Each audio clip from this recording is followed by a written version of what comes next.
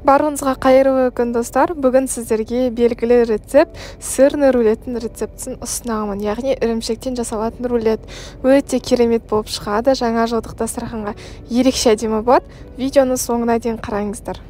Ең алдымен сырды целлофанға саламыз. Менде комо деген сыр әрдайым супермаркеттен аламын. Целлофанға салып, ыстық суға саламыз. Ыстық суда 10-20 минут аралығында ұстаймыз.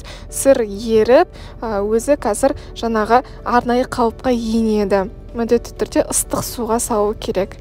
Ал енді біз салмасын дайындай береміз. Менде творожный сыр, рикотта творожный сыры, соның үстіне майонез бен тұз салдым. Жақсылап араластырамыз. Басқа да салмаларды пайдалана беруге болады. Төменге мен сіздерге жазып қоямын. Және де мен аскөкті пайдаланамын, укропты ұсақ қылып турап қоямын. Мен осы видеоның астына осы сырдың ингредиенттерін, сонымен қатар қандай салмаларды салуға болады барлығын жазып қоямын. Міндетті түрде қараңыздар. Енді жаңағы ыстық судағы сырды шығарамыз. Целлофанның ішінде тұра береді. Осы целлофанның ішінде біз оқтаумен жайып шығамыз.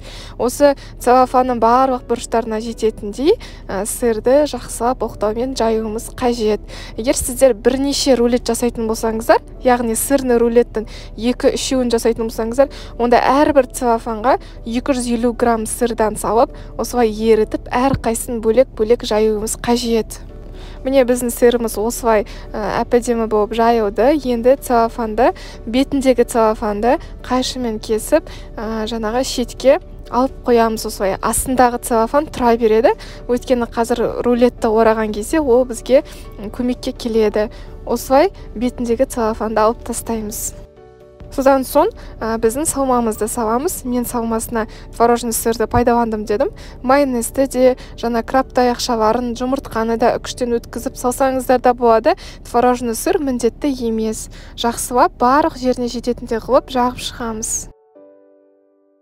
Содан соң үстіне ұсақтап туралған укропты, яғни аскөкті саламыз. Аскөкті салғаннан кейін үстін осылай күрекшемен немесе қасықпен басып шығуларыңыз керек. Өйткені қазір ораған кезде бізге қиындық туғызуы мүмкін.